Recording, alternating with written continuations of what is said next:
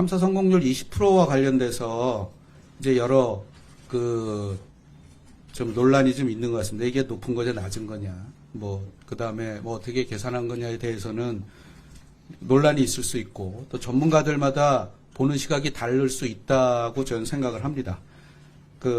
구체적으로는 저희가 지난번 아브루 박사가 왔을 때 네 가지 팩터에 대해서 말씀을 드린 것으로 알고 있습니다. 그러니까 첫 번째가 근원암이라 하면 실제 석유라든지 유전 원유라든지 가스를 생성할 수 있는 구조냐라는 이제 근원암에 대해서 얘기를 한 것으로 알고 있고요. 두 번째는 이제 덮개암이 있냐라는 부분이 하나 있는 것으로 알고 있고요. 그 다음에 트랩이 존재를 하냐, 이제 그게 있고, 하나 더 뭐지?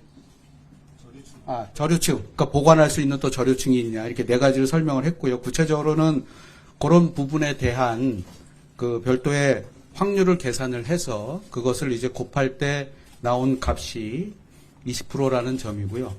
다만 이게 분석 방법을 어떤 분석 방법을 썼느냐에 따라서 1대1 비교가 그러니까 같은 분석 방법을 썼을 때는 유의미하지만 어떤 광고에는 어떤 분석 방법을 쓰고 또 광고마다 분석 방법이 다를 수 있기 때문에 그것이 1대1로 비교하는 것은 좀 어렵지 않나라는 생각이 들고요. 저희가 이제 가이아나 유전을 말씀을 드렸던 이유는 가이아나 유전의 경우에는 심해 광고이면서 분석 방법도 동일한 분석 방법을 사용한 것으로 알고 있기 때문에 비교 대상으로 가이아나 유전을 말씀드렸다, 이렇게 설명을 드리겠고요.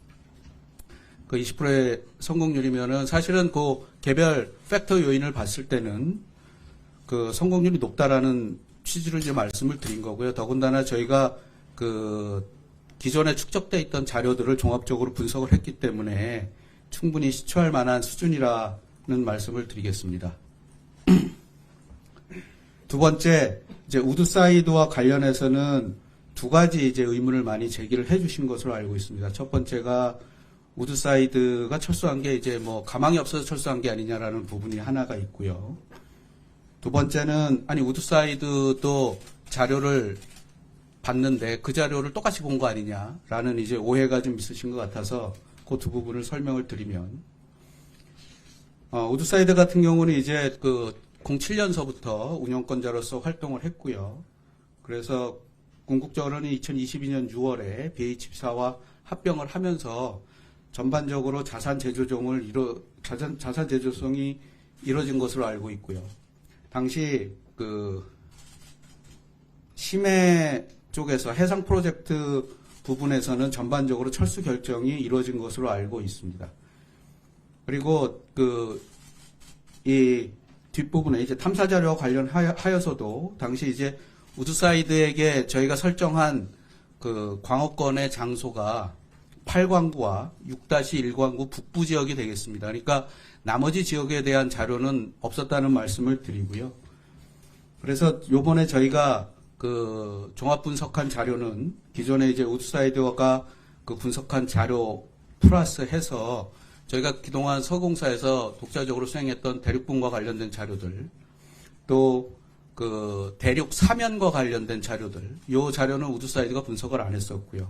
그 두 자료를 같이 했다라는 말씀을 드리고, 또 앞에 주작과 홍계와 방어 얘기도 이제 아브루 박사 할 때 나왔었는데, 주작하고 홍계의 경우는 기본적으로 운영권자로서 우드사이드가 같이 시추를 했다는 말씀을 드리고, 방어는 서구공사 독자적으로 시추를 했습니다.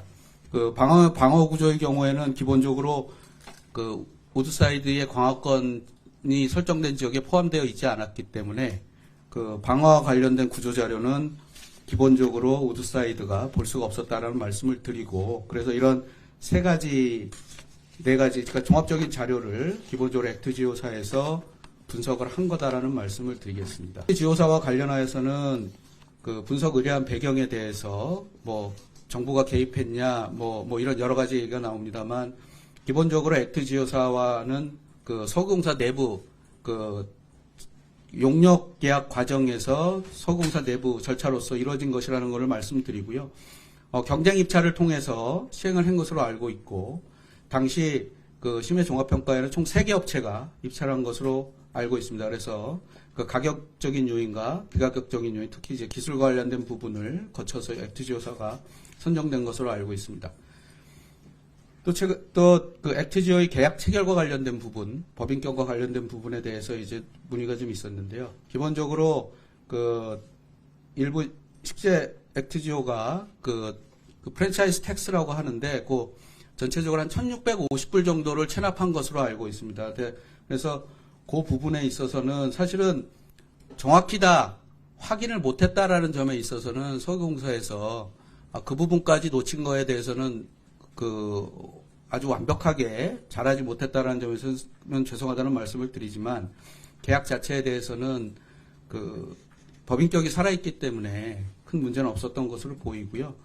사실은 이게 그 기본적으로 본질적인 그 이 자료의 전문성과는 다른 내용이기 때문에 그 부분이 그 자료의 그 전반적인 신뢰성에는 영향을 미칠 것으로는 보이지는 않습니다. 다만 이 액트지오사에서도 세금을 체납한 사실을 인지를 하고 1,650불에 대한 그 체납된 세금을 완납했고요. 그게 사실은 저희가 2023년 2월에 계약을 했는데 2023년 3월에 그 나머지 부분을 다 완납을 해서 그 추가적인 문제는 없었던 것으로 알고 있습니다. 이 말씀을 또 드리는 거는 또 일부 그 언론에서 그 세금 체납 규모가 굉장히 컸는데 그걸 못 내고 있다가 그 서울공사 용역대금으로 낸 게 아니냐라는 얘기를 하셔서 저희가 서울공사가 액트지오의 세금을 완납한 시점이 저희가 2023년 3월이라고 말씀드렸고요. 저희가 그 서울공사에서 액트지오의 용역대금을 그 준 시점이 2023년 5월입니다. 최초에 나간 게. 그래서 그 부분은 그 잘못된 내용이라는 사실을 좀 정정해 드리겠고요. 그 아우르 박사 인터뷰 때 탄화수소를 발견하지 못한 리스크에 대한 통역이 좀 잘못된 부분이 좀 있었는데요. 아우르 대표가 탄화수소를 발견하지 못한 것이 리스크다라고 얘기한 부분은 이 부분은 어차피 저희가 물리탐사 단계이기 때문에 탄화수소 여부를 정확하게 모릅니다. 시추를 통해서만 가능한 부분이 되겠고요. 그 앞에 얘기했던 주작 홍계 방어 세 부분에서 경제성 있는 탄화수소를 발견하지 못한 것이 리스크다라는 의미로 해석을 하시면 될 것 같습니다.